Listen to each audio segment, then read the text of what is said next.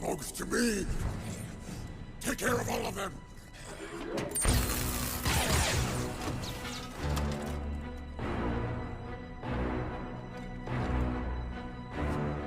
I'll deal with you myself.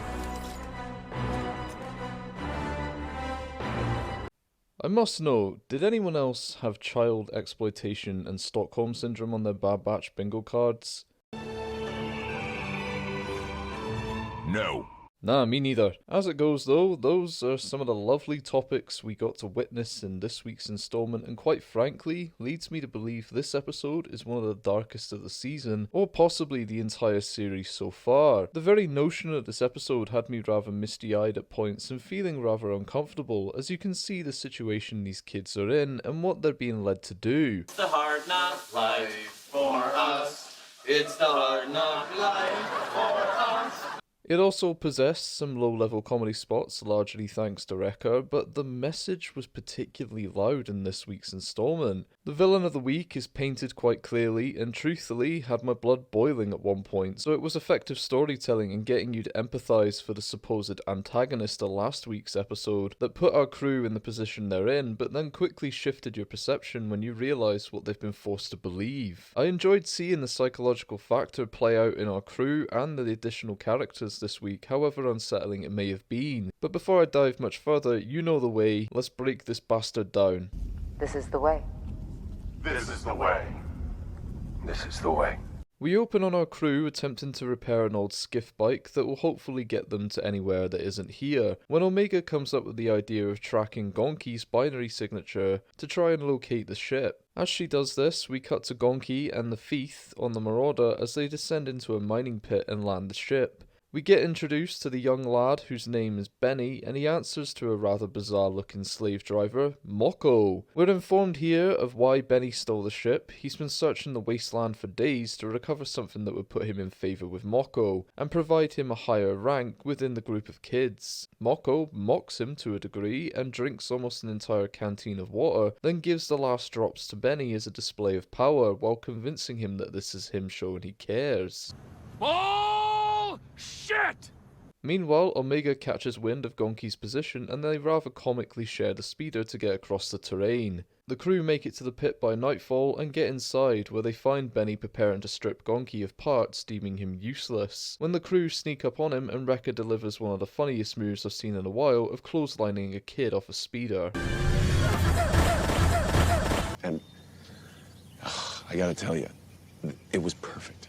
They coerce Benny into helping them retrieve the Marauder, but Tech determines the only viable way into the mine is through the central exhaust tower. They manage to scale the thing and get inside after a particularly hair-raising moment for Hunter, when they see the scale and magnitude of Moko's operation and what the kids have managed to achieve, despite Benny saying he took over all this from the Techno Union when it fell at the end of the war. Benny gets them to the ship, but the majority of it has been stripped apart. Tech, Wrecker and Hunter get to work on repairing it, while Omega goes with Benny to collect the shield codes. We cut to Moko briefly, who, after telling the kids that their rations are low this month and that they have to work harder to receive better care, he's sat in a layer of luxury, surrounded by enough food to feed them all for weeks. Piece of shit. He then makes a generous contribution to the Hall of Kids by providing them with one bowl of soup to share among most of them, whereas he gives one lad named Drake the option to have an entire bowl for himself. He passes over Benny for the position of top earner this round, which would have provided him the better privileges that Drake is receiving. This enrages him, so he presses ahead with helping Omega. However, once they make it to the central control room, he presses a silent alert when Omega's back is turned, but Omega then appeals to his better nature and offers a ration by way of gratitude for helping them get their ship back, which catches Benny by surprise. In and around this, we also learn from Benny that this is all he's known, implying he was born on this world, and it was doing better at one point, so he desires nothing more because he's known nothing else. Cut back to Hunter and the crew, who discuss the potential of getting these kids off-world, when Tech points out that Moko is using his power as a means of leverage over them.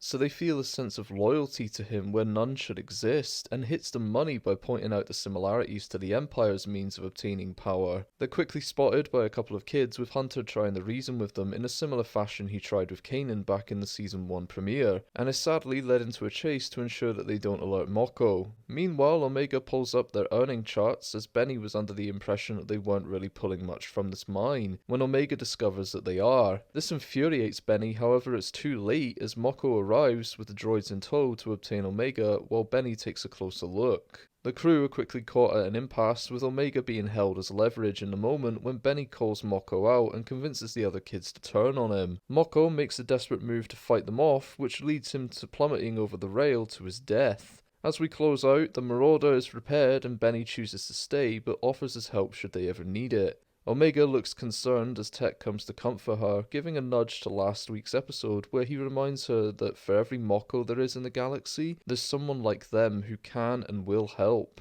likely indicating Echo. Damn, this was a significant change of pace for an episode in this season, where we've already had such a vast array of themes and genres explored from week to week. We've gone from treasure hunters to racers to adventurers to smugglers and now liberators. This show has done it all, but as I mentioned at the start, I never had child exploitation or entrapment on the cards for a topic they would explore. This oddly doesn't seem unique to Star Wars, as we've seen slavery and exploitation at various points throughout the timeline, down from Anakin's past to the Togruitans in the Clone Wars to the Wookiees and Rebels and even the Stormtroopers. Tech does point out that this bears similarities to how the Empire operates, because it does. It uses the promise of something better and over time beats a person's will into submission, so much so where they are convinced that this is all life has to offer. They will ultimately strive to please their masters, overlords, leaders, whatever you want to call them, to the point that they literally become a case of Stockholm Syndrome. They feel loyalty to their captors, and that's sadly what we witnessed here. It took Omega offering her rations to gain Benny's trust, but he's not convinced until he shows him the truth of the matter, something of which I personally think Omega was actually looking for. The crew made an accurate assessment of the situation when they were discussing the future for these kids and how they could help them,